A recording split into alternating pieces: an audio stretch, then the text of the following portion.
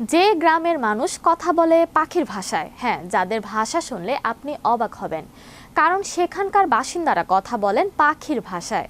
কোন দেশের মানুষ কথা বলে পাখির ভাষায়? বিস্তারিত থাকছে ডেস্ক রিপোর্টে।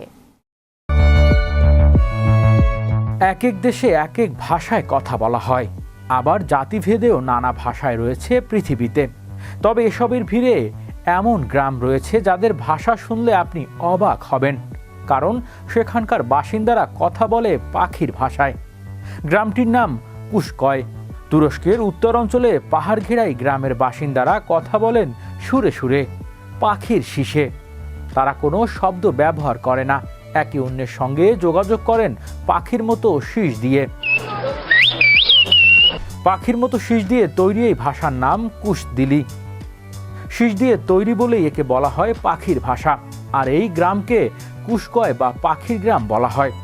গ্রামটিতে পাখির ভাষা বা কুশদিলির প্রচলন প্রায় 500 বছর ধরে। গ্রামবাসী তাদের পূর্বসূরিদের থেকে এ ভাষা পেয়েছে বলে জানা যায়। গ্রামের অধিকাংশ বাসিন্দা এ ভাষায় কথা বললেও তাদের প্রধান ভাষা তুর্কি। তবে সেখানে পাহাড়ি এলাকা বা বাসিন্দাদের বাড়িগুলোর দূরত্ব বেশি হওয়ায় তারা যোগাযোগের ক্ষেত্রে শীষ ব্যবহার করে থাকে। তাদের দেয়া শীষ পাখির শীষের মতোই শোনায়। কুশকয় গ্রামের পাখিরা ভাষাকে 2017 সালে ইউনেস্কো ইন্টারন্যাশনাল কালচারাল হেরিটেজ তালিকায় অন্তর্ভুক্ত করা হয়েছে। 2014 সাল থেকে সেখানকার স্থানীয় কর্তৃপক্ষ প্রাথমিক বিদ্যালয় স্তরে পাখির ভাষা শেখানো শুরু করে। 1997 সাল থেকে কুশকয় গ্রামে কুশদিলি উৎসব আয়োজন করা হয়। উৎসবে শীষ বাজানোর প্রতিযোগিতাও হয়। কুশদিলি শেখার জন্য গ্রামে নির্দিষ্ট অনুষ্ঠানও হয়, যেখানে পর্যটক ও বহিরাগতদের পাখির ভাষা বা কুশদিলি শেখানো হয়।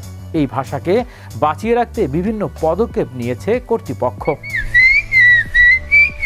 2019 সাল থেকে তুরস্কের গিরেসুন বিশ্ববিদ্যালয়ে পর্যটন অনুষদের কুশদিলি নামের একটি ঐচ্ছিক বিষয় পড়ানো হয়।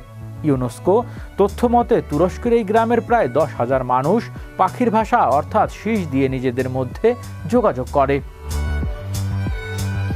হৃদয় আশিস, বিশ্ব বাংলা 24 নিউজ ডেস্ক।